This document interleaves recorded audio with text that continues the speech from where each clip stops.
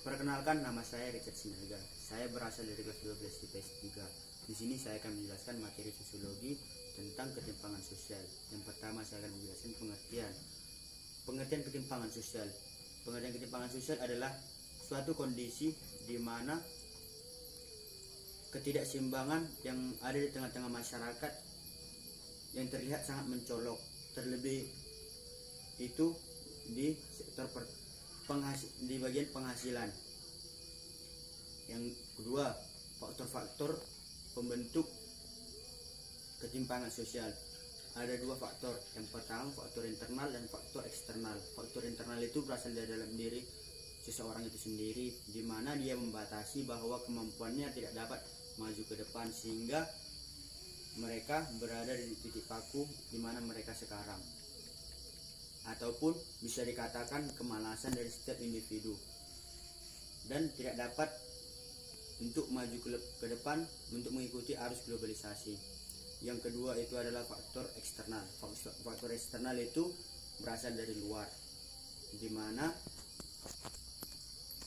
pemerintah ataupun berasal dari pemerintah, di mana pemerintah membatasi sektor-sektor untuk maju ke depan di masyarakat. Contohnya itu adalah sekolah. Pemerintah sengaja membuat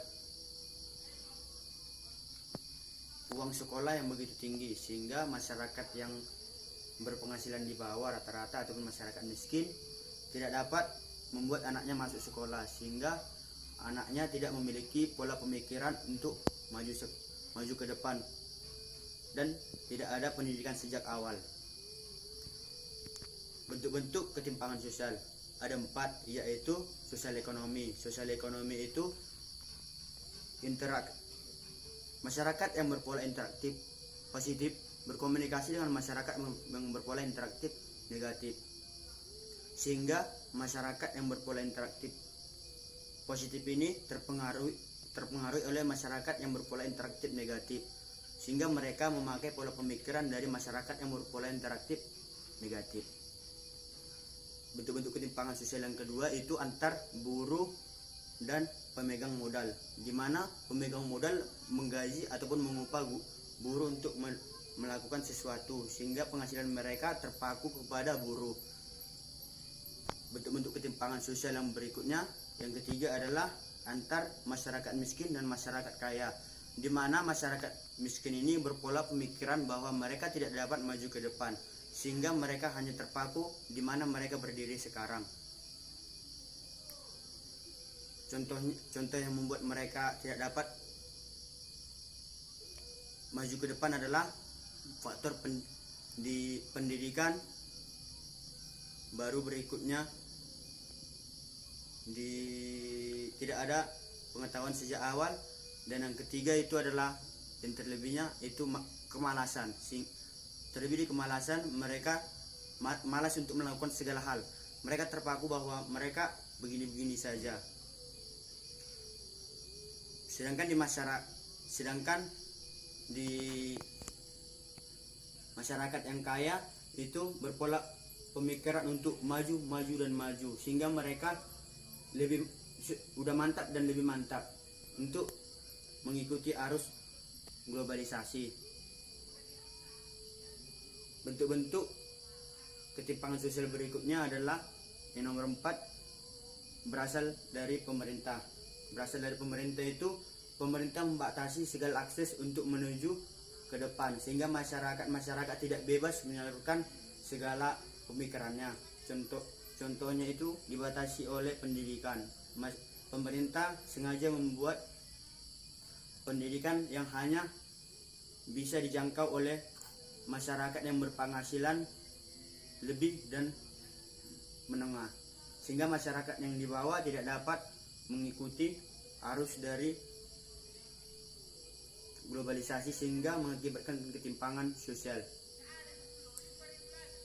Yang keempat, upaya-upaya untuk mengatasi ketimpangan sosial ada 3, yaitu meningkatkan pengetahuan. Yang kedua, mobilitas geografis. Yang ketiga, lapangan kerja. Yang pertama itu peningkatan kualitas. Peningkatan kualitas itu adalah memberikan pengetahuan kepada masyarakat, terlebih di bagian pendidikan, sehingga anak-anak dapat diberi pengetahuan awal tentang apa itu ketimpangan sosial, sehingga mereka dapat menjauhi dari segala hal yang menyebabkan adanya ketimpangan sosial. Mobilitas geografis, di mana pemerataan pembangunan sekarang hanya terfokus kepada kota, sedangkan masyarakat desa tidak merasakan pembangunan.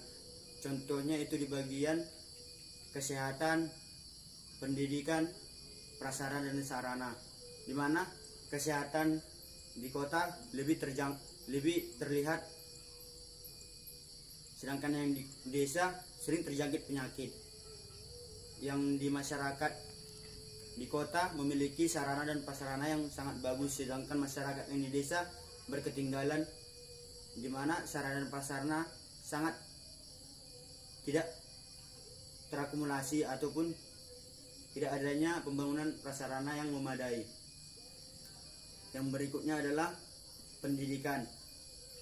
Pendidikan ini sangat berpengaruh kepada masyarakat, di mana masyarakat desa tidak tahu bahwa dampak-dampak dari ketimpangan sosial, sehingga anak-anak mereka dapat masuk dalam faktor-faktor ketimpangan sosial.